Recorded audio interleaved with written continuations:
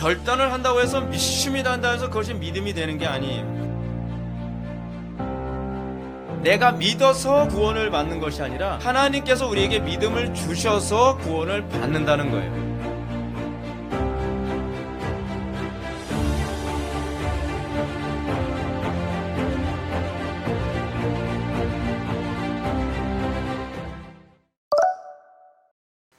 하나님 말씀은 로마서 4장 1절부터 8절까지의 말씀, 신약성경 244페이지입니다. 제가 주보를 잘못 기록한 것 같아요. 로마 4장 1절부터 8절까지의 말씀 찾으셨으면 제가 봉독하겠습니다. 그런즉 육신으로 우리 조상인 아브라함이 무엇을 얻었다 하리요? 만일 아브라함이 행위로서 의롭다 하심을 받았으면 자랑할 것이 있으려니와 하나님 앞에서는 없느니라. 성경이 무엇을 말하느냐? 아브라함이 하나님을 믿음에 그것이 그에게 의로 여겨진 바 되었느니라. 일하는 자에게는 그 삭시 은혜로 여겨지지 아니하고 보수로 여겨지거니와 이를 아니할지라도 경건하지 아니한 자를 의롭다 하시는 이를 믿는 자에게는 그의 믿음을 의로 여기시나니, 이라는 것이 없이 하나님께 의로 여기심을 받은 사람의 복에 대하여 다윗이 말한 바, 불법이 사함을 받고 죄가 가려짐을 받는 사람들은 복이 있고 주께서 그 죄를 인정하지 아니하실 사람은 복이 있도다. 아멘. 이 시간은 로마서 35번째 강의가 되겠습니다. 불경건한 자가 받는 의라는 제목으로 하나님 말씀 증거하도록 하겠습니다. 불경건한 자가 받는 의. 지난 시간까지 우리가 3장을 살펴봤습니다. 이제 우리가 4장으로 넘어가는데요. 4장에 들어가기 전에 4장이 말하고자 하는 큰 그림을 제가 먼저 말씀드리고자 합니다. 4장의 핵심은 무엇이냐면 의롭게 됨과 행위의 상관관계를 얘기해주고 있습니다. 근데 의롭게 됨과 행위의 상관관계라고 했을 때에 우리 의로움과 행위에 관한 문제가 자연인들이 생각하는, 안 믿는 사람들이 생각하는 의와 행위의 관계가 다릅니다. 또 다른 종교가 생각하는 의와 행위의 관계가 다릅니다. 또 철학이 얘기하는 의와 행위의 관계하고는 다릅니다. 기독교가 얘기하는 의와 행위의 관계는 본성의 변화가 동반하는 행위입니다. 이 다른 종교나 그렇지 않으면 철학에서는 이것이 나올 수 없는 이유가 뭐냐면 본성을 바꿀 수가 없기 때문에 그렇습니다. 본성이 바뀌는 것에서부터 신앙이 출발하는 것이 기독교입니다. 그래서 본성이 바뀌면 그 다음에 행위가 나오는데, 그 행위는 내가 본성이 바뀌었는지 바뀌지 않았는지를 보게 만드는 일종의 시금석입니다. 그러니까 우리는 이렇습니다. 자꾸 내가 믿음이 있다라고 얘기를 하는 사람들이 많이 있는데, 믿음이 있노라고 얘기하면서도 주의 계명을 따르지도 않고 믿음이 있노라고 하면서도 삶에 아무런 변화가 없습니다. 그러니까 예수님께서 말씀하시는 것처럼 열매로 나무를 알 수 있는 겁니다. 본성이 바뀌었다면 열매가 달라져야 된다는 겁니다. 믿음이라고 하는 것은 피상적인 개념이 아닙니다. 믿음이라고 하는 것은 실제적인 것이고 아주 본질적인 문제입니다. 그래서 우리에게 믿음이 들어왔으면 열매가 달라지는 겁니다. 근데 우리에게 있어서 열매가 달라지지 않음에도 불구하고 또는 행위가 없음에도 불구하고 믿음이 있다라고 얘기하는 것도 잘못됐지만, 반대로 내가 행위로 의로워질 수 있다라고 하는 것 자체 또한 성경의 가르침에 위배된다는 것을 로마서 4장이 얘기하고자 하는 겁니다. 예를 들어서 이렇습니다. 여러분, 감나무에다가 배 열매를 매단다고 해서 그게 배나무가 되지 않습니다. 열매가 나무를 바꿀 수는 없습니다. 근데 우리는 마치 열매가 나무를 바꿀 수 있는 것처럼 착각을 합니다. 마치 도둑질을 하는 본성을 가진 사람이 어느 날 정직하게 행했다고 해서 그 본성이 없어지는 게 아닙니다. 근데 우리는 자꾸 나의 행위가 나에게 구원을 줄 수 있을까로 자꾸 생각하는 오류에 빠지는 거죠. 자, 그러면 왜 구원을 얻기 위해 의로워야만 하는가라고 하는, 우리는 의가 먼저고 행위가 뒤에 따라오죠. 그러면 왜 의가 먼저라고 합니까? 단순히 의로워야 천당에 갈 수 있기 때문만은 아니죠. 물론 의롭지 않으면 천당 못 갑니다. 근데 우리는 천당 가기 위해서 의로움을 얘기하는 것이 아닙니다. 의로움의 핵심이 무엇이냐면 하나님과의 관계입니다. 우리가 열매를 맺지 못하는 이유는 뭐냐면 그 본질, 그 본성의 문제는 뭐냐면 하나님과 관계가 깨졌기 때문이다. 우리는 여기서부터 출발을 해야만 합니다. 다른 모든 종교가 실패하고 있는 것, 그리고 철학이 실패하고 있는 것이 뭐냐면 사실은 어디서부터 실패하고 있냐면 인간이 어떤 존재인가에 관한 인간론에서부터 실패합니다. 제가 자주 이런 말씀 드리죠. 국가를 바르게 경영하기 위해서는 어디서부터 시작해야만 합니까? 인간이란 어떤 존재인가에 관한 바른 진단에서 출발해야 되죠. 국가도 그렇고요, 또 경제도 그렇고 문화도 그렇고 모든 게 다 그렇습니다. 근데 아무리 시스템이 좋은 것 같아도요, 인간이 어떤 존재인가에 관한 인간에 대한 이해가 잘못되어 버리면 모든 게 다 틀어집니다. 예를 들어서 여러분, 공산주의라고 하는 이 시스템은 겉보기에는 굉장히 괜찮아 보이는 시스템입니다. 그렇죠? 언젠가 우리가 인천 상륙작전이라고 하는 영화에서 그 어떤 공산주의자가 그런 얘기를 하죠. 아니, 모두가 잘 살자고 하는 건데 뭐가 문제네? 권총을 겨누면서요. 뭐가 문제죠? 모두가 다 잘 살자고 하는 건데, 그렇죠, 모두가 다 잘 살자고 하는 것 자체는 문제가 없죠. 문제는 뭐냐면 우리의 본성이 그게 안 된다는 겁니다. 그러니까 인간의 본성에 대한 분명한 검토 없이 시스템만으로 이것이 가능할 거라 생각하는, 그러니까 시스템으로 인간의 본성의 문제를 해결하려고 하는데 안 되니까 이런 문제가 발생하는 겁니다. 수용소라는 것이 만들어지는 거죠. 공산주의 시스템 안에서는 인간의 본성 자체가 선하다라는 전제하에 공산주의 시스템을 만듭니다. 그래서 모든 걸 다 유무상통하죠. 사실은 이건 플라톤의 얘기하는 국가론에서 나온 관점을 그대로 적용한 개념인데, 근데 플라톤도 인간의 본성이 악하다고 하는 것에 대한 인식이 없기 때문에 그것이 그런 논리가 나오게 된 겁니다. 복음이 우리들에게 접근하는 방식이 무엇입니까? 우리에게 왜 의로운 행위가 안 나오는가 라고 하는 이 문제에 있어서 본질적인 문제는 뭐냐면 우리는 하나님과 관계가 깨졌기 때문이라는 겁니다. 그냥 이런 겁니다. 우리는 그런 거죠. 난 네가 그냥 싫어, 이런 식이죠. 그러니까 하나님께서 명령하시면 난 안 할래요. 아니, 이것이 옳테니까, 이게 옳은데 나는 하나님께서 얘기했으면 난 안 해요. 이게 인간의 본성입니다. 여러분, 창조론과 진화론에 관한 문제도 사실은 이 문제거든요. 창조론과 진화론의 문제가 무엇입니까? 우리가 얘기하면 그렇게 기독교가 얘기하는 거잖아. 지적 설계. 그러니까 우리는 받아들일 수 없어 라고 얘기하는 거예요. 아니요, 기독교가 얘기했느냐 안 했느냐에 관한 문제가 아니라 논리적이고 상식적으로 생각해 보자는 얘기입니다. 이런 부분을 반박하기 위해서 자꾸 스티브 호킹 같은 사람들은 이렇게 얘기합니다. 기독교에서 추구하는 바가 틀린 이유는 무엇이냐면, 기독교에서 얘기하는 신이라고 하는 것은 신은 존재하지 않는다고 얘기를 해요. 기독교에서 신이 존재하지 않는다는 걸 입증할 수 있는 방법이 뭐냐면, 소위 신이라고 하는 것은 인간의 자기 자신에 대한 반영일 뿐이다 라고 얘기를 하는 거죠. 근데 이 부분에 관해서 존 레녹스가 그런 얘기합니다. 모든 우상들은 사실은 다 인간의 형상과 인간의 사고방식의 반영 맞습니다. 근데 하나님은 아닙니다. 왜냐하면 하나님은 아예 형상을 만들지 못하도록 하셨어요. 그러니까 인간의 사고의 반영으로서의 신으로 인식하게 될까 봐 하나님은 아예 형상을 만들지 못하도록 하셨습니다. 그래서 성경이 납득이 안 되는 이유가 뭐냐면 우리의 이성의 한계를 뛰어넘는 초이성적이기 때문에 그렇습니다. 비합리적이기 때문이 아니라 초합리적이기 때문입니다. 근데 우리는 초합리적이라는 말을 인정을 안 하죠. 내가 이해력이 떨어지는 건데 문제가 어렵다고 얘기를 하는 거예요. 아니, 내가 이해력이 떨어지는 거라니까요. 우리의 이성으로서는 납득할 수 없기 때문에 납득을 못하는 것이지, 구약과 신약 전체의 일관성으로 보게 되면 합리성에 위배되질 않아요. 그것이 바로 진리의 특징입니다. 우리의 이성이 아무리 발달한다고 해서 우리가 어디까지 이해하고 어디까지 알겠습니까? 그렇지 않습니까? 근데 그걸 버리질 않는 거예요. 자, 다시 하던 얘기로 돌아갑시다. 인간이 왜 도덕적이지 못합니까? 인간에게는 왜 끊임없이 문제가 발생합니까? 우리는 이렇게 생각합니다. 다 포용해주면 좋지 않냐? 포용해주면 좋죠. 근데 포용해줘서 좋아지지가 않으니까 문제예요. 왜냐하면 우리의 본성이 그거를 좋아하질 않아요. 여러분, 우리는요, 현실과 그리고 이론의 한계성이 이런 겁니다.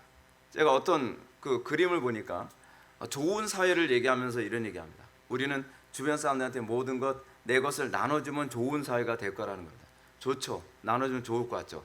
그럼 어떤 현상이 나타나는지 아십니까? 김준호 목사님이 그렇게 해봤습니다. 그랬더니 사람들은 이렇게 반응합니다. 먼저 번에 공짜로 나눠줬는데 왜 또 안 나눠주셔? 당신 주머니에 뒤에 챙긴 거 아니요? 라고 하는 거예요. 당연히 줘야 되는 것으로 생각합니다. 아니 나는 당신네들을 배부르고 편하게 해주려고 나눠줬는데 사람들은 처음에는 고맙습니다 라고 받죠. 두 번, 세 번도 고맙습니다 하면서 받습니다. 근데 공짜로 받는 것이 익숙해지면 왜 더 안 주냐고 멱살을 잡습니다. 우리가 인생을 살아가면서 합리적으로 세상이 돌아가지 않는다는 것을 느끼는 게 뭡니까? 우리가 물에 빠진 사람 구해줬더니 그 물에 빠진 사람이 나와서 뭐라 그래요? 자기 보따리 달라는 겁니다. 보따리 있지도 않았는데. 그것이 세상입니다. 하나님과 관계가 틀어진 인간의 모습이 그렇습니다. 철학으로 해결된 문제가 아니고요. 이건 시스템으로 해결된 문제가 아닙니다. 본성의 문제입니다. 자, 그런데 문제가 이겁니다. 그렇기 때문에 성경은 우리에게 뭐라 하냐면 우리가 열매가 나와야 선한 열매가 나오기 위해서는 먼저 의로워지는 것이 선행되어져야 된다고 하는 겁니다. 근데 그 의로워진다는 것이 무엇이냐? 하나님과 관계가 회복되는 것을 의미하는 겁니다. 하나님과 관계가 회복되어지면 우리는 어떤 현상이 나타나냐면 하나님에 대한 신인식이 생깁니다. 신의식이라는 게 생겨요. 그래서 우리가 죄를 범하지 않는 것은 하나님을 서운하게 해드리지 않기 위해서 우리가 선을 행하는 겁니다. 하나님과 관계가 형성됐기 때문에. 자연인들이 죄를 범하는 이유는 뭐냐면 신인식이 없습니다. 하나님에 대한 인식이 없어요. 그럼 또 이렇게 얘기해요. 인식이 없긴 왜 없어요? 있긴 있습니다. 근데 그 인식이 뭐예요? 막연한 신에 대한 인식이죠. 그래서 제가 좀 이따 말씀드리겠지만 그건 용왕신에 관한 그런 식의 인식, 그렇죠? 또 삼신 할매 같은 그런 신에 대한 인식 정도지 계시화된 그 인식으로서의 하나님에 대한 인식이 아니에요. 자, 근데 유대인들의 문제를 봅시다. 유대인들의 문제는 자신들의 율법적 행위로 하나님의 진노를 피할 수 있다고 생각을 했습니다. 행위로 이 하나님과의 관계를 해결할 수 있다고 생각한 겁니다. 우리가 열심히 선을 행하고 종교적 열심을 다하면 하나님께서 우리의 정성을 보시고 진노를 옮겨주실 거라고 생각을 합니다. 가능한가요? 우리는 가능할 거라고 생각을 하죠. 근데 이런 태도의 문제가 뭡니까? 조금만 합리적으로 생각을 해도 합리성이 위배된다는 것을 알 수 있습니다. 율법을 지켜서 의롭고 경건하게 사는 동기가 하나님의 진노를 달래려고 한다는 것입니다. 이런 태도는 이방 종교에서 마치 이거하고 똑같습니다. 그냥 유대인들의 사고방식이 미신하고 별로 다르지 않은 게 뭐냐면 용왕신을 달래기 위해서 심청이를 바닷속에다 집어넣죠. 근데 왜 심청이를 바닷속에 집어넣는 거죠? 용왕이 남자니까 여자 좋아할 거로 생각했어. 그 남자 집어넣으면 더 난리 나요. 그렇죠? 왜 남자 집어넣어? 여자 집어넣어야지. 근데 이게 사람들이 생각하는 방식이라는 거예요. 결국은요. 아니 이게 사람들이 그렇게 생각을 하는 거예요. 용왕신을 달래면 용왕신이 물을 잔잔하게 해줄 것이다. 다 우리가 생각해낸 거죠. 계시에 의존한 것이 아니라 자기의 상식과 사고에 근거한 겁니다. 또 하늘을 주관하는 신의 노여움을 풀어서 비를 내리게 하겠다고 사람을 죽여서 그거로 제사를 드리면, 그리고 더 나아가서는 자기 자식까지도 죽여서 제사를 지내면 신이 좋아할 거라고 생각합니다. 그건 우리가 생각한 거죠. 신에 대한 존재를 우리 방식대로 해석을 한 겁니다. 근데 핵심은 뭐냐면 우리가 의로운 행동을 하면 신과 우리와의 관계가 해결될 거라고 생각하는 겁니다. 그래서 유대인들의 사고방식이나 그렇지 않으면 알미니안주의적인 사고를 가지고 있는 교회들의 특징이 뭐냐면 이겁니다. 하나님의 진노를 좀 달래서 천당 가겠다는 겁니다. 그래서 도덕성을 추구하는 겁니다. 그래서 사람들이 이렇게 내가 이렇게 착하게 살았는데, 내가 이렇게 교회 헌신도 많이 하고 봉사도 많이 하고 충성도 많이 했는데 나 같은 사람을 지옥에 보내? 그건 너무한 거 아닙니까? 무슨 얘기죠? 내가 하나님의 진노를 달래서 천당 가겠다는 겁니다. 그 문제가 아니에요. 그 문제가. 이것이 바로 마틴 루터가 천주교회에 다닐 때에 가지고 있었던 고민이었습니다. 루터는 자신이 아무리 율법을 지키고 공덕을 쌓고 자기 죄에 대해서 고행과 자해를 해도 하나님의 진노가 해결될 것 같이 느껴지지가 않은 겁니다. 왜죠? 자기가 공덕을 쌓는데 공덕을 쌓아도 항상 부족해요. 신에게 만족시킬 만큼의 공덕이 채워지지가 않는 거예요.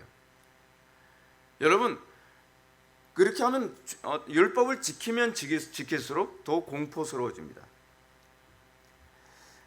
우리가 공덕 쌓고 교회에서 봉사 많이 한다고 해서 우리의 죄가 씻기는 것이 아닙니다. 루터는 그걸 깨닫습니다. 아, 이걸 안 되겠구나. 아무리 선행을 많이 해도 그 선행이 정점을 찍을 정도의 선행을 할 수가 없는 거예요. 왜냐하면 우리 본성 자체가 선행을 하면서도 인색한 마음이 있고, 또 헌신을 하는 것 같아도 그 속에 미움도 있고, 그러니까 자기가 나름대로 좋은 일 한다고, 여러분 그렇지 않나요? 좋은 일 한다고 하면서 더 싸움 날 때가 많이 있고, 좋은 일 한다고 하면서 오히려 더 죄를 더 짓는 경우가 굉장히 많이 있잖아요. 그러니까 루터가 이것 때문에 자꾸 고민하는 겁니다. 난 나름대로 구원받으려고 좋은 일을 하려고 하는데, 좋은 일을 하려고 하면 할수록 오히려 더 인색해지고 악해지더라는 겁니다. 그래서 자기 죄를 해결하는 게 행위로 불가능하다는 것을 알게 됩니다. 이것은 정직한 겁니다. 정직한 거예요. 여러분 행위로 구원받으려고 해보십시오. 여러분 정직하게 한번 해보세요. 그러면 여러분들 행위로 구원받을 수 없다는 걸 압니다. 왜냐하면 우리 행위가 완전하지가 않아요. 완전하지가 않아요. 그러면 하면 할수록 아, 나는 힘들겠구나. 그래서 더 본질적인 문제가 이겁니다. 여러분, 죄는 죄고 선은 선입니다. 이 부분에 대한 인식도 분명히 가져야만 합니다. 여러분, 장발장이라고 하는 소설이 있지 않습니까? 장발장의 문제가 뭡니까? 장발장은요, 죄인입니다. 근데 이 장발장이 어느 날 신분 세탁을 했죠. 그렇죠? 신분 세탁을 해서 다른 지역에 가지고 자기가 시장이 됐습니다. 그 자기가 이전에 지은 죄를 씻고 자기가 이제 새로운 삶을 살겠다고 온갖 굳은 일을 다 하면서 시장이 말이에요. 정말 착하게 살았습니다. 근데 자베르라고 하는 경감이 그런 얘기하는 거죠. 네가 착한 일 한 거 인정하겠는데 그래도 너는 죄인이잖아. 죄인이면 감옥에 가야지. 문제가 그거 아닙니까? 죄는 죄고 선은 선이에요. 근데 우리는 자꾸 착각을 하는 것이 뭐냐면 내가 선행을 했으니까 그 죄는 덮어줘야 되는 것 아닙니까? 그럴 수 있나요? 그거는 웃기는 얘기입니다. 내가 다른 사람을 죽였어요. 가족들은 피눈물을 흘리고 있습니다. 한쪽에서 내가 정말 선행을 많이 했어요. 그러니까 그 가족한테 요구합니다. 이제는 용서해 주세요. 왜냐하면 이 사람이 여기서 선행을 많이 했으니까. 그거는 비합리죠. 근데 우리는 그것이 가능할 거라고 생각하는 겁니다. 우리는 하나님께 범죄했습니다. 근데 사람들과 관계에서 좋은 일을 많이 했으니까 하나님이 용서해 주셔야 된다고 생각하는 겁니다. 아니요, 하나님께 범죄했다니까요. 하나님께 피해를 끼쳤어요. 근데 나는 마치 또 이렇게 이해할 수 있죠. 나는 내가 도둑놈인데 도둑놈들 사이에서 내가 굉장히 착해요. 굉장히 선행도 많이 하고 다른 도둑놈들 배고플 때 막 내 것도 막 나눠주고 막 그래요. 그러면서 피해 입은 사람들한테 나 용서해줘야 된다고 얘기하면 여러분 말이 됩니까? 말이 안 되죠. 근데 우리는 그런 식의 사고를 가지고 있다는 겁니다. 우리가 해결해야 될 죄 문제는 이웃과의 관계에서만이 아니라 하나님과의 관계에서도 해결해야 되는데 하나님과의 관계에서는 해결을 안 하고 이웃과의 관계에서 내가 이거 풀어줬으니까 해결되게 해 주십시오라고 생각하는 것은 우리가 너무 비합리적으로 사고하고 있다는 얘기입니다. 루터는 그걸 깨달은 겁니다. 그래서 루터가 복음에 대해서 고민하게 되고 그 가운데 복음을 알게 된 것이죠. 문제는 유대인들이 이런 성경의 가르침을 인정하지 않았다는 겁니다. 왜 인정하지 않았습니까? 당시 유대인들은 아브라함의 행위로 하나님 앞에 의롭다함을 받았다라는 랍비 문서를 근거하고 있기 때문에 그렇습니다. 랍비 문서에 보면 그랬다는 거예요. 랍비 문서에 의하면 아브라함은 3살 때부터 하나님을 섬기기 시작했다고 합니다. 근거가 있나요? 문제가 이거예요. 항상 성경에도 없는 또 다른 문서에 사람들이 의존하는 거예요. 천주교의 문제가 그거 아닌가요? 천주교가 구약 성경과 신약 성경으로 마리아 숭배라든지 그렇지 않으면 공덕 축적설이라든지 그렇지 않으면 고해 성사라든지 이런 교리가 구약과 신약이 없으니까 외경과 위경을 그 사람들이 참조해서 자 여기 있지 않냐라고 하는 이 사고방식이 유대인들에게도 있었어요. 유대인들에게 랍비 문서에 의하면 아브라함은 3살 때부터 하나님을 섬기기 시작했고요. 할례와 율법을 예비적으로 수행함으로써 의롭다함을 받았다는 거예요. 이미 할례를 받았다는 거죠. 근데 이런 사고가 유대인들에게 만연했고요. 이런 만연했던 유대인들의 신학이 성경을 자꾸 왜곡되게 보도록 만들거나 성경하고 자꾸 다투게 만드는 원인으로 작용을 했습니다. 그래서 유대인들은 유대교에서 개종한 기독교인이란다 할지라도요, 아브라함은 구원받을 만한 그런 의의가 있어서 구원받은 거야 라고 그렇게 생각하는 선입견을 가지고 복음을 듣는 거죠. 그러니까 변하지 않죠. 그 선입견이 깨지기 전에는 변하지 않습니다. 근데 이런 주장은 성경의 가르침과 완전히 위배되죠. 성경엔 전혀 그런 말씀이 없습니다. 왜냐하면 아브라함이 하나님을 믿게 된 건요, 창세기 11장 후반부부터 창세기 12장 전반부에 나오죠. 하나님께서 아브라함을 갈대아우르 본토 친척 아비 집에서 끄집어내서 하나님을 섬기라고 그때 부르셨거든요. 그럼 그 본토 친척 아비 집이 어디입니까? 갈대우르가 어떤 곳이에요? 우상 숭배의 장소죠. 그래서 우상 숭배를 하던 아브라함과 그 가족들이 하나님의 부르심 가운데의 소명이죠. 그 가운데 비로소 우상 숭배를 청산하기 시작한 겁니다. 성경의 가르침과 위배된 그 랍비 전설 때문에 오히려 성경이 이런 식으로 자꾸 혼란을 겪게 되는 거죠. 그럼 아브라함이 할례를 언제 받았습니까? 아브라함이 15장에서 하나님과 언약을 맺었고요. 그리고 아브라함이 거의 100세 가까이 됐을 때 할례를 했습니다. 그래서 창세기 17장에 나오죠. 자, 이런 로마서의 배경을 염두에 둘 때 우리가 성경의 가르침에 더하거나 감하는 것이 얼마나 위험한지, 그리고 우리의 신앙이 항상 솔라 스크립투라, 오직 성경으로만 가야 됩니다. 우리가 자꾸요, 성경에 없는 것 가운데에 우리 눈에 달콤한 것에 미혹되는 경향성이 있습니다. 근데 이런 부분이 우리 개혁판에도 굉장히 많이 있습니다. 우리 개혁판에서 요즘 만연되어지고 있는, 또는 많이 지적당하고 있는 것 중에 하나가 뭐냐면 성경보다는 신학서적이나 교리서적을 더 많이 본다는 겁니다. 제가 여러분들이 신학서적이나 교리서적 많이 보지 말라고 말씀드리는 거 아닙니다.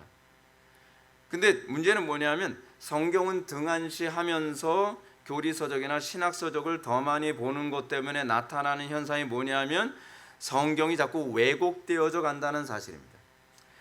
종교개혁자들은 원래 교리를 가르쳤던 목적이 그것이 아니었습니다. 성경을 왜곡되지 않도록 볼 수 있게 도와주기 위해서 교리를 가르쳤습니다. 칼빈이 기독교 강요를 28살 때 쓰게 된 이유가 뭐냐면 가톨릭 체제 안에서 자라온 성도들이 성경을 바르게 해석할 수 없으니까 성경을 읽을 수 있도록 돕기 위해서 기독교 강요라고 하는 책을 쓰게 된 겁니다. 지금도 우리는 그렇게 가야만 합니다. 그래서 우리는 성경을 중요시 여겨야 됩니다. 누구의 주장이 어떠냐가 중요한 것이 아니라 성경이 뭐라고 가르치느냐에 우리는 관심을 가져야만 합니다. 개혁파 신학의 핵심은 성경으로 돌아가자입니다. 거기에 솔라가 붙습니다. 오직 성경, 오직 성경, 솔라 스크립투라. 그래서 우리가 누가 어떤 말을 했느냐, 그것이 중요한 것이 아니라 성경이 과연 어떻게 얘기하느냐에 우리는 관심을 가져야만 합니다. 그래서 종교개혁 이후에 전통이 하나 있습니다. 무엇이 뭐냐면 학자들이 글을 쓰면 거기다 항상 가로를 쳐놓고 그 안에다 성경 구절을 넣습니다. 왜냐하면 성경의 근거를 가지고 얘기한다는 겁니다. 근데 우리는 성경의 근거 없이 자기 합리적인 사고를 가지고 얘기하는 것, 그건 사실은 용납할 수가 없습니다. 각주를 다는 이유도 사실은 근거를 두기 위한 것인데, 더 정확한 근거는 어떤 학자가 얘기했느냐에 관한 문제가 아니라 성경에 근거하고 있느냐에 항상 여러분들은 관심을 가져야만 합니다. 여러분들이 성경에 더 많이 관심을 갖지 않는다고 한다면 여러분들의 신앙은 잘못될 가능성이 농후해집니다. 우리가 정말 개혁파 정통에 우리가 서 있다고 한다면 우리는 어떤 아무리 권위 있는 사람이 얘기한다 할지라도 그것이 성경적인가에 관해서 우리는 살펴볼 줄 알아야만 합니다. 사도행전에서 언급한 베레아 사람들처럼 비록 사도들의 가르침이라 한다 할지라도, 또는 비록 유명한 랍비의 가르침이라 한다 할지라도, 유대인들은 그런 거죠. 사람들이 얘기하다가 랍비 아키바가 말한 거에 의하면, 어떤 유명한 랍비가 얘기했으면 그냥 덮고 가버리는 거예요. 그냥 덮고. 아니, 랍비 아니라 랍비 할아버지가 얘기했어도 성경에 위배되면 아니요라고 얘기할 수 있어야 되는 거 아니에요? 그것이 루터가 보여줬던 용기죠. 그리고 그것이 종교개혁자들이 목숨을 걸고 싸웠던 겁니다. 왜 사람의 가르침에 순종을 하느냐? 성경이 뭐라고 얘기하느냐? 이것 때문에 사람들이 목숨을 걸고 싸웠던 겁니다. 전통하고 싸웠던 것이고요. 베레아 사람들은 이랬습니다. 간절한 마음으로 말씀을 받고, 여러분들은 간절한 마음으로 말씀을 받아야만 합니다. 맞습니다. 그래야 됩니다. 그 다음에 여러분들이 취해야 될 것은 이것이 그러한가 날마다 성경을 상고, 즉 연구해야만 합니다. 그것이 우리의 신자됨의 모습입니다. 신자됨. 그래서 요즘 개혁파 안에서 점점 나타나는 현상이 이겁니다. 신학적 입장을 자꾸 맹종하는 현상이 많이 나타납니다. 자신이 성경에 서 있다는 것을 기뻐하기보다는 자신이 어떤 신학자의 견해 안에 있다고 하는 것을 더 자랑스럽게 여기는 것들. 제가 보기에 오늘날 개혁파 진영에서 일어나는 심각한 오류가 바로 이것이 아닌가 하는 생각이 듭니다. 그러다 보면 그 진영을 따라서 오류에 빠지기 시작합니다. 요즘에 그런 목사님들이 많이 나타나고 있죠. 그럼 자꾸 얘기합니다. 저 사람 개혁파도 아니야. 그러면서 한 사람을 집요하게 신학적으로 계속 공격하는 이런 일이 굉장히 많이 생기는데 그건 진짜 개혁파가 아닙니다. 여러분, 초대교회 안에서도 이게 문제였습니다. 이건 어느 시대든지 항상 나타나는 문제였습니다. 사도 바울이 고린도 교회를 향해서 뭐라고 얘기합니까? 고린도 교회 향해서 이렇게 얘기합니다. 나는 바울에게, 나는 아볼로에게, 나는 게바에게, 나는 그리스도에게 속한 자라 한다. 이거에 대해서 바울이 신랄하게 비난합니다. 아니, 왜 누구에게 속할 필요가 뭐가 있냐는 거예요. 우리는 오로지 복음, 오로지 성경 안에 있어야만 합니다. 여러분, 뭐 바울이 잘못된 거 아니고 아볼로가 잘못된 거 아니고 베드로가 잘못된 건 아니지만 그럼에도 불구하고 나는 누구의 견해를 따라간다, 나는 어떤 파다라고 하는 이런 파에 관한 사고방식이 생기면 심각한 겁니다. 근데 이것도 심각한데요. 문제는 뭐냐면 제가 목회를 하다 보니까 교회 안에서도 교인들끼리 또 파가 생기기도 합니다. 나는 어떤 사고를 추구하고 한 목사에게 교육을 받았음에도 불구하고 무슨 파가 자꾸 생깁니다. 그래서 저는 개인적으로 그냥 교회에서 양파도 안 먹었으면 좋겠어요. 네. 파만을 이게 문제. 자꾸 이렇게 파를 따지는 게 이거 하나님께서 기뻐하시는 것이 아니거든요. 우리는 끊임없이 성경에 근거한 삶을 살아가느냐가 중요한 문제입니다. 사단은 항상 우리가 더 성경적인 입장에 서기 위해서 그런 것이다 라고 하는 그런 교묘한 방법을 가지고 어느 시대든지 분파를 만드는 것을 좋아했습니다. 자, 그럼에도 불구하고 또 조심해야 될 것이 하나 있는 것이 무엇이냐 하면 사도 바울은 고린도전서 11장에서 서로 의견이 다른 사람들끼리 서로 파를 나누어 서로 논쟁하는 것에 대해서 긍정적으로 얘기하기도 합니다. 그래야만 그 중에 옳다 하는 자가 나타나리라 라고 얘기하는 것이죠. 그래서 교회는 사실은 건전한 토의와 논의의 장이 되는 것이 나쁘지가 않습니다. 논쟁이 아니라 논의의 장이 되는 것이 나쁘지 않습니다. 왜요? 그렇게 해서 우리가 더 진리 가운데로 발전할 수 있기 때문에 그렇습니다. 그래서 이런 견해에 대해서는 어떻게 생각하는가? 이런 견해에 대해서 어떻게 생각하는가? 다른 견해를 가지고 있는 사람들의 의견도 들어보고 내 견해도 얘기하면서 더 성경적으로 세워져 가는 것이 성경적으로 옳습니다. 이 부분에 대한 인식이 잘못되게 되면 또 이런 문제가 발생하게 됩니다. 담임 목사님의 견해가 이러니까 무조건 따라야 된다라고 하는 것도 사실은 성경적이지가 않습니다.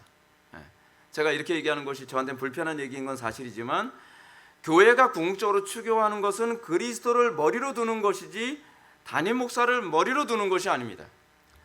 그래서 아무리 담임 목사란다 할지라도 그것이 성경에 위배됐다라고 생각한다면 다시 검토해보고, 그리고 담임 목사가 옳으면 성도들을 설득해야 되는 것이고 성도들이 옳다면 담임 목사가 그 부분에서 수정을 해야 되는 것이 옳습니다. 왜요? 그것이 담임 목사에게 유익합니다. 그렇게 함으로써 오류에 빠지는 것을 최소화할 수 있는 것이죠.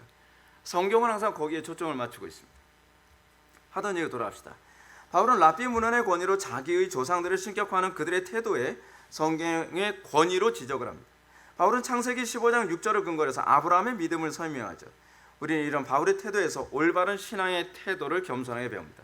4장 1절부터 3절까지의 말씀을 한번 보시겠습니다. 4장 1절부터 3절까지의 말씀 제가 읽겠습니다. 그런즉 육신으로 우리 조상인 아브라함이 무엇을 얻었다리요? 만일 아브라함의 행위로서 의롭다 하심을 받았으면 자랑할 것이 있으려니와 하나님 앞에서는 없느니라. 성경이 무엇을 말하느냐? 아브라함이 하나님을 믿음에 그것이 그에게 의로 여겨진 바 되었느니라. 아멘. 그래서 바울은 유대인들이 아브라함이 하나님께 의롭다함을 얻은 그 근거가 행위에 있지 않다라고 단호하게 딱 잘라서 무썰듯이 얘기합니다. 아무리 권위 있는 랍비의 문서를 한다 할지라도, 아무리 권위 있는 어떤 특정 랍비가 얘기했다고 한다 할지라도 그것이 성경에 위배된다고 하면 그건 틀린 것이다라고 단호하게 얘기를 하는 것입니다. 아브라함이 하나님 앞에서 이제 바울은 논리적으로 얘기합니다. 여기서는 논리적 추론적 접근이 있습니다. 왜냐하면 여러분, 우리가 성경적으로 사고한다는 것은 성경을 기계적으로 받아들인다는 얘기가 아니라 성경의 논리 안에 있다는 얘기입니다. 그래서 그 성경의 논리 안에서 합리적으로 사고를 합니다. 그 사도 바울이 구약의 아브라함 사건을 염두에 두고 논리적으로 이렇게 반박을 합니다. 하나님, 만약에 아브라함의 행위로 의롭다함을 받았다고 한다면 하나님 앞에서 행위로 자랑할 것이 있을 수 있으나 사실은 그렇지 않다라고 얘기하는 겁니다. 아브라함은 하나님 앞에 자기의 행위를 자랑한 것이 없다는 겁니다. 아브라함이 의롭다함을 받은 것은 오로지 믿음으로만 의롭다함을 받았다는 거예요. 그래서 바울이 얘기하는 것이 이겁니다. 육신의 조상인 아브라함이 행위로 의롭다함을 얻었다면 자랑할 것이 있으려니와 하나님 앞에서는 없느니라. 논리적인 얘기죠. 합리적인 얘기입니다.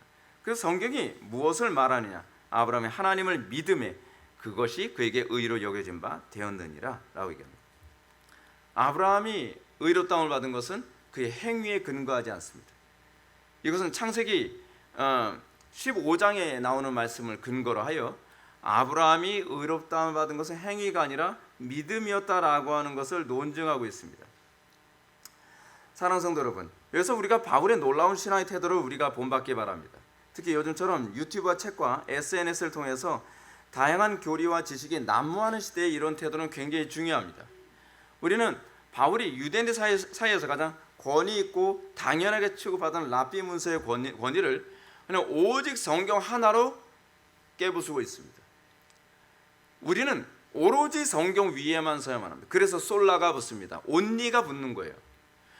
오직 성경의 권위 위에서만 서야지 어떤 신학자의 권위에 위에 섰거나 어떤 지식인의 또는 전통의 권위 위에 서거나 또는 다수가 이것을 추종하기 때문에 우리가 그것을 당연히 수용해야 된다라고 하는 것 또한 옳지가 않습니다. 다수가 항상 옳지 않죠. 다수가 옳다고 보장 못합니다. 루터가 오직 의인은 믿음으로만 살리라라고 했을 때 오직 믿음으로만 의롭게 됨을 주장한 사람은 루터 한 사람밖에 없었습니다. 소수였습니다. 그럼에도 불구하고 루터 한 사람의 옳음이 사회를 변화시켰습니다. 우리의 관심이 뭐냐면 사람들에게 칭찬받는 것이 아니요 하나님께 칭찬받느냐에 관한 문제가 우리가 항상 고민해야 될 문제입니다. 근데 우리는 사람들에게 칭찬받는 것, 사람들에게 인정받는 것, 사람들이 나를 어떻게 평가하느냐에 우리는 너무 관심을 많이 갖습니다. 여러분, 그렇다고 한다면 우리가 어떻게 세상에 진리 기둥과 터의 역할을 할 수 있습니까? 기둥과 터는 움직이지 않습니다. 등대는 움직이지 않습니다. 근데 등대가 만약에 사람들이 원하는 대로 위치를 바꿔야 되면 사람들은 끊임없이 배를 몰고 하다가 암초에 부딪혀서 침몰할 수밖에 없습니다. 우리의 책임입니다. 우리는 힘들고 어렵더라도 오로지 성경이라고 하는 기준 위에 서 있고 사람들이 싫어한다 할지라도 그 기준을 바라보기 원하는 사람들로 하여금 살 길로 인도하는 것이 교회가 추구해야 될 태도입니다. 어느 정도인가? 1999년 4월 20일에 콜로라도 덴버의 리틀턴이라고 하는 지역에서 총기 난사 사건이 있었습니다. 에릭 해리스와 딜런 크리볼트라고 하는 이 두 소년이 총기를 들고 와서 학교 안에서 13명의 학생과 교사를 총기로 난사해서 죽였습니다. 이 아이들은 히틀러 생일날, 그러니까 아마 나치 숭배자였던 것 같아요. 히틀러의 생일을 기념해서 이 아이들이 이런 짓을 저지른 겁니다. 근데 놀라운 사실은 뭐냐면 이 사건이 도화선이 돼서 1999년도에 부흥이 일어나는 일이 발생하기도 했었습니다. 어떤 일이 일어나는가? 이 두 학생이 총기를 들고 주변의 학생들을 난사해서 죽이기 시작을 합니다. 죽이면서 재미가 들려서 얘네들이 이렇게 얘기합니다. 한 명씩 한 명씩 학생들을 불러 모아서 총으로 겨누면서 이렇게 질문합니다. 너는 하나님을 믿느냐? 라고 질문합니다. 너무나 공포에 질린 나머지 학생들이 나는 하나님을 믿지 않는다라고 얘기를 합니다. 그때마다 해리스와 클리볼드는 음흉한 미소를 지으면서 그럼 저 비켜봐. 그 다음 너 와봐. 와. 그러다 한 명씩 가다가 캐시 버넬이라고 하는 소녀가 차례가 됐습니다. 캐시 버넬에게 총을 겨누면서 너는 하나님을 믿느냐라고 질문을 던졌습니다. 그러자 캐시 버넬이 이렇게 대답합니다. 하나님은 살아계신 분이야. 너희도 역시 하나님의 좁은 길을 따라야만 해. 얘는 진리 기둥과 터 그리고 등대로서의 역할을 정확하게 고수하고 있습니다. 흔들림 없이 자기의 신앙을 고백합니다. 이 고백을 하니까 너무나 화가 나 나머지 이 두 아이가 이 캐시 버넬에게 총을 쏘면서 이렇게 합니다. 네가 믿는 하나님 곁으로 가라. 총을 쏴서 죽였습니다. 그 장면을 본 학생들이 신앙적 부끄러움을 느끼기 시작을 했습니다. 우리가 기준을 버렸다. 우리가 진리 기둥과 터로서 등대로서 역할을 하지 못했다. 그러면서 미국 전역에 하나의 부흥이 일어나기 시작을 합니다. 우리도 캐시 버넬의 길을 따르자. 기준입니다. 교회가 감동을 주는 것은 기준을 지켜낼 때입니다. 사람들하고 좋은 관계를 맺는 것으로 기독교인 척 하지 마십시오. 사람들하고 좋은 관계 맺으니까 착하고 좋은 사람이라고 그렇게 보이려고 하지 마십시오. 사람들에게는 그렇게 보일 수 있을지 모르겠습니다. 그러나 그것은 기독교가 아닙니다. 기독교는 진리 기둥과 터로서의 역할을 할 때에 비로소 기독교의 모습이 그 실체를 드러내게 되는 겁니다. 곳곳에서 학생들이 모여서 기도하기 시작을 합니다. 그러면서 국기개양대 기도가 다시 부활하기 시작을 합니다. 학생들이 모여서 국기개양대 밑에서 무릎을 꿇고 기도하며 우리도 그 기준을 다시 회복하자. 기준을 지켜내자. 그렇습니다. 그렇기 때문에 기준을 잡는 기독교는 프란시스 쉐이퍼가 얘기하는 것처럼 진리는 대결을 동반합니다. 왜요? 이 세상은 거짓과의 대립의 연속이기 때문에 그렇습니다. 우리가 진리의 편에 서 있다고 하면서 우리가 기준과 터를 우리가 소유하고 있다고 얘기하면서 우리의 삶 속에서 대결을 동반하지 않는다? 그렇지 않습니다. 이 시대에 여러분들이 살아가려면 끊임없이 분쟁과 다툼과 대결의 연속입니다. 기억하십시오. 진리는 대결을 동반합니다. 우리가 너무 좋은 사람이 되려고 하면 안 됩니다. 거기서 진리가 양보를 해야 됩니다. 우리는 자꾸 나의 진리를 하나님의 진리를 양보하면서 내가 좋은 사람이 되려고 합니다.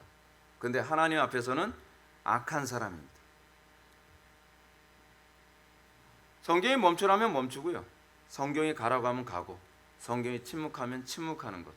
우리는 거기서 끊임없이 세상과 충돌의 연속선상이 있습니다. 저도 부교육자 생활하면서도 그렇고 지금도 목회하면서도 그렇고 여러분 우리 교회 안에서 목회해도 여러분 충돌의 연속입니다. 제가 담임 목사가 돼서 목회를 해도 끊임없이 충돌의 연속입니다. 근데 여러분들이 사는 삶의 현장에서 가정에서 직장에서 캠퍼스에서 곳곳에서 여러분들 충돌 안 한다는 것이 불가능합니다. 그건 당연한 겁니다. 여러분들만 충돌하는 거 아닙니다. 저도 날마다 충돌입니다. 가정 안에서 충돌이고 교회 안에서의 충돌이고 또 목사님들과의 모임 안에서도 충돌이고 계속 충돌의 연속입니다. 왜요? 그것이 진리의 속성이기 때문에 그렇습니다. 근데 중요한 건 이겁니다. 우리가 그렇게 진리의 터와 기준으로서 삶을 살아가야 갈 때 비로소 세상이 혼란스럽지 않습니다. 세상이 모호해지지 않습니다. 오늘날 왜 세상이 자꾸 이렇게 혼란스럽습니까? 동성애자, 양성애자, 트랜스젠더, 사방에서 우후죽순처럼 나오고 왜 이런 현상이 나타납니까? 기준이 무너졌기 때문에 그렇습니다. 기준이 무너지면 모든 것이 다 혼란스러워집니다. 혼란을 막는 유일한 길은 우리가 진리의 기둥과 터로서의 역할을 고수할 때에 가능합니다. 근데 진리의 기둥과 터의 역할이 뭡니까? 여러분들 그 섬 같은 데 가야 되면은 방풍목이라고 있습니다. 이 바닷가에다가 나무를 많이 심어 가지고요. 거센 바람을 나무가 막습니다. 그래서 그 나무들이 방풍목 때문에, 바람 때문에 이 방풍목들이 다 이렇게 기울어져 있어요. 근데 그 방풍목 때문에 그 뒤쪽에 있는 집들이 평안하게 살아갈 수 있는 겁니다. 교회의 역할이 그렇습니다. 교회의 역할은 세상의 거짓과 그리고 잔인함과 그 포악함, 이 모든 것의 일종의 방풍목 역할을 합니다. 그것을 통해 세상은 도움을 얻습니다. 우리가 빛을 비추기 때문에 세상에 여전히 빛이 있는 것이고, 우리가 이 땅에서 소금의 역할을 하기 때문에 세상이 여전히 썩지 않게 되는 겁니다. 그것이 교회입니다. 그것이 교회의 정체성입니다. 그렇게 하라고 우리를 부르신 것이고, 그렇게 하라고 귀한 생명을 우리에게 허락하신 것입니다. 그것이 바로 십자가의 길이죠. 십자가의 길이라는 게 그겁니다. 근데 여러분들이 방풍목으로서 십자가의 길을 걷지 않으면 복음을 이해를 못합니다. 머리로는 아는 것 같죠. 머리로 아는 것과 실천해서 하는 것은 완전히 다릅니다. 계속해서 바울은 아브라함이 의롭게 된 것이 행위에 있지 않고 오직 믿음으로 된 것임을 논리적으로 주장합니다. 근데 여기서 바울은 5절에서 이를 아니할지라도 경건하지 아니한 자를 의롭다 하시는 이를 믿는 자에게는 그의 믿음을 의로 여기시나니라고 논리적으로 말합니다. 우리는 하나님께서 의롭게 인정하시는 대상이 경건하지 아니한 자를 의롭다 하시는 이를 믿는 자라고 하는 말에 좀 주의를 집중해 볼 필요성이 있습니다. 어떤 사람은 의롭다 하십니까? 하나님께서 의롭다 하시는 이가 이겁니다. 경건하지 않은 자입니다. 자, 경건하지 않은 자, 물론 경건하지 않은 자에 대한 1차적 의미는 이겁니다. 죄인이라는 의미입니다.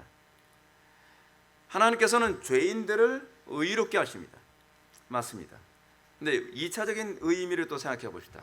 그것이 뭡니까? 그것은 자신의 불경건에 대한 인식입니다. 자신의 불경건에 대해서 어떤 변명도 하지 않고 내가 심판받아 마땅하다는 자기 인식을 하는 사람에게만이 하나님의 의롭다 하심의 은혜가 부어진다는 얘기입니다. 그냥 여러분들이 교회 나왔다고 해서 여러분들이 의롭게 되는 게 아닙니다. 여러분들이 영접기도 했다고 해서 여러분들이 의롭게 되는 거 아닙니다. 믿습니다 한다고 해서 여러분들이 의롭게 되는 것이 아닙니다. 의롭게 되는 것의 전제는 뭐냐면 내가 의롭지 않다는 것에 대한 인식을 먼저 인정하는 사람입니다. 복음은 거기서부터 출발해야만 합니다. 근데 상당수의 교회 안에서 사람들이 내가 의롭지 않다라고 하는 것을 전혀 인식하지 않고, 그래서 제가 여러분들한테 함부로 저 사람 회심했다라는 얘기를 하면 안 된다는 얘기가 거기 있습니다. 회심의 전제는, 구원의 전제는, 칭의됨의 전제는 뭐냐면 내가 의롭지 않은 존재임에도 불구하고 구원하셨다는 것에 대한 감격에서 출발합니다. 여러분, 우리는 그런 인식이 있습니까? 그러니까 바울이 이 부분을 설명하기 위해서 시편 32편 1절부터 2절 말씀을 인용합니다. 오늘 본문 7절과 8절을 한번 먼저 보시겠습니다. 오늘 본문 7절과 8절을 보면 불법이 사함을 받고 죄가 가려짐을 받은 사람은 복이 있고 주께서 그 죄를 인정하지 아니하실 사람은 복이 있도다. 이 부분은 바울이 시편 32편 1절과 2절을 인용한 건데, 시편 32편 1절과 2절 말씀은 이렇게 되어 있습니다. 허물의 사함을 받고 자신의 죄가 가려진 자는 복이 있도다. 여러분 그 시편 한번 찾아보십시오. 그래도 좋을 것 같습니다. 시편 32편 1절과 2절을 보시는 게 좋습니다. 그래서 제가 설명하는 것보다 본문을 직접 보시는 게 좋을 것 같습니다. 시편 32편 1절과 2절 말씀을 제가 읽겠습니다. 허물의 사함을 받고 자신의 죄가 가려진 자는 복이 있도다. 마음에 간사함이 없고 여호와께 정죄를 당하지 아니하는 자는 복이 있도다라고 되어 있습니다. 이것은 이제 허물에 해당하는 히브리어 페샤. 근데 이 페샤, 이 허물에 해당하는 이 페샤가 어떤 의미냐가 굉장히 흥미로운데 이겁니다. 하나님의 권위를 거부하는 반역죄를 의미합니다. 하나님의 권위를 거부하는 반역죄. 그러니까 뭐예요? 하나님의 권위를 반역하는 반역자의 용서함 받음을 얘기하는 거죠. 두 번째, 죄에 해당하는 히브리어 하타는 진리에서 벗어남으로 여겨지는 죄를 뜻합니다. 진리에서 벗어남에 해당하는 헬라어는, 이거에 가장 근접한 헬라어는 뭐였습니까? 하마르티아죠. 관역에서 벗어났다. 죄라고 하는 의미가 원래 관역에서 벗어났다 아닙니까? 근데 이게 사실은 구약의 하타의 개념입니다. 관역에다 활시위를 당겼는데 관역을 빗나갔든지 관역에 미치지 않고 떨어졌든지 그렇지 않으면 관역을 넘어갔든지 뭐 이런 부분을 얘기하는 것이죠. 여기서 다윗이 말하는 개념을 잘 보면 자신의 죄인됨을 어떤 식으로 자각하고 있는지를 보게 됩니다. 다윗은 자기가 어떤 존재라는 것에 대한 자각이 있습니까? 내가 하나님 앞에 반역된 심령을 지니고 있는 존재라는 것을 자각하고 있습니다. 우리의 구원은 거기서부터 출발합니다. 단순히 도덕성의 문제가 아닙니다. 그리고 바울은 또 어떻게 생각했냐면 내가 나름대로 의롭게 살려고 율법적으로 살려고 했지만 나는 한 번도 하나님 마음에 들게 율법을 지켜본 적이 없다라고 하는 것을 인정하는 겁니다. 근데 구원은 거기서부터 출발합니다. 내가 의롭다고 생각하는데 내가 왜 그리스도의 의의를 필요로 합니까? 내 힘으로도 관역을 맞출 수 있다고 생각하는데 내가 왜 그리스도가 필요하겠습니까? 그게 아니라는 거죠. 다윗은 이미 시편 32편에서 참된 복을 받는 자에 대한 그 복의 의미를 내가 하나님 앞에서 반역자이며 나는 하나님의 뜻을 제대로 순종해 본 적이 없는 존재라는 것에 대한 인식을 가진 사람만이 칭의에 손을 벌릴 수 있게 된다는 겁니다. 그리스도께서 완성해 놓으신 의에만 소망을 둘 수 있다고 얘기하는 겁니다. 그래서 바울이 지적하는 경건하지 않은 자란 바로 이런 식으로 얘기할 수 있습니다. 자신이 하나님 앞에 반역자며 자신의 삶이 진리에 하나도 적중된 적이 없이 살아간 비참한 존재라는 인식이죠. 그것이 바울이 얘기하는 불경건한 자입니다. 근데 시편 기자 다윗은 구원을 하나님 앞에서 반역한 자라는 사실에도 불구하고 그것이 사함을 받은 거예요. 무슨 얘기죠? 그럼 이 사함이라고 하는 것은 너 원래 반역했는데 이제 내가 너를 반역하지 않고 어떻게 해요? 충성된 자로 여겨주겠다는 겁니다. 굉장히 놀라운 거죠. 또 한 번도 활시위를 당겨서 관역을 맞춘 적이 없는데 이제 네가 활시위를 당겨서 관역을 맞춘 사람으로 여겨주겠다는 겁니다. 그것이 경건하지 아니한 자를 의롭다 하심이라고 얘기하는 개념입니다. 이것이 시편에서 얘기하는 다윗이 복된 존재에 관해서 얘기하는 표현입니다. 사랑하는 성도 여러분, 믿음으로 얻는 구원은 단순히 지적 수용에 의해 주어지는 것이 아닙니다. 영접 기도하고 예수 믿는다고 얘기하고 뭐 손을 들고 찬양하면서 눈물을 흘린다고 해서 그것이 신앙이 아닙니다. 성경이 가르치는 믿음은 자신이 본래 어떤 존재인가에 대한 자기의 인식이 분명한 것에서부터 출발합니다. 여러분, 이게 모든 면에서 다 똑같습니다. 제가 상식적으로 얘기할게요. 성경 빼고 상식적으로 얘기합시다. 학생들이 어떨 때 공부를 제대로 하기 시작을 합니까? 내가 쥐뿔도 모른다라고 생각할 때 비로소 공부가 시작되는 겁니다. 내가 운동을 하는 것도 내가 아무것도 모른다는 것을 출발할 때 운동도 제대로 배우기 시작을 합니다. 근데 내가 운동 조금 할 줄 안다. 제가 그런 말씀 많이 드리잖아요. 합기도 배워온 애들이 태권도 도장에 가면 발차기가 잘 안 나와요. 그 이유가 뭐냐면 합기도 발차기를 포기를 못하기 때문에 그런 거예요. 자기는 발차기 좀 할 줄 안다는 거죠. 그래서 내가 여기서 합기도 할 때 내가 합기도가 내가 3단인데 4단인데 그런 얘기 하는 거예요. 근데 합기도는 합기도고 태권도는 태권도의 발차기 자체가 달라요. 그러면 난 아무것도 모릅니다 해서 출발했을 때 비로소 뭔가 배우기 시작하는 거죠. 모든 게 다 그렇게 출발합니다. 복음도 동일합니다. 복음은 자기 자신의 비참함에 대한 인식에서 출발합니다. 어떤 비참함이에요? 내가 하나님 앞에 반역자였다는 것을 예전엔 몰랐는데 복음을 통해서 내가 하나님 앞에 반역자였고 그리고 복음을 통해서 내가 한 번도 의로운 행동을 한 적이 없다는 것에 대한 인식을 가진 사람만이 비로소 참되게 그리스도를 믿을 수 있고 그리스도를 붙잡을 수 있다는 겁니다. 그렇게 된 사람들을 하나님께서 의롭다 칭하신다는 겁니다. 간단한 문제 아니죠. 교회 나와서 세례 한번 받는다고 해서 신자 됐다, 다 웃기는 얘기입니다. 복음을 몰라서 하는 얘기입니다. 성경을 몰라서 하는 얘기예요. 우리가 만약 하나님 앞에서 이런 의식을 가지고 구원을 받았다면 우리에게 나타나는 태도가 뭡니까? 나는 반역한 사람인데 충성된 자로 여겨지고 나는 한 번도 제대로 관역을 맞춘 적이 없는데 맞춘 사람으로 해준다고 한다면 그럼 어떻게 했어요? 이제는 관역 안 맞춰도 된다로 가겠습니까? 이제는 막 반역해도 된다로 가겠습니까? 아니죠. 만약에 그렇다면 그건 되먹지 못한 인간이죠. 예를 들어서 누가 나를 배신을 했어요? 배신했는데 내가 그래도 널 믿어. 그렇다고 한다면 어떻게 했어요?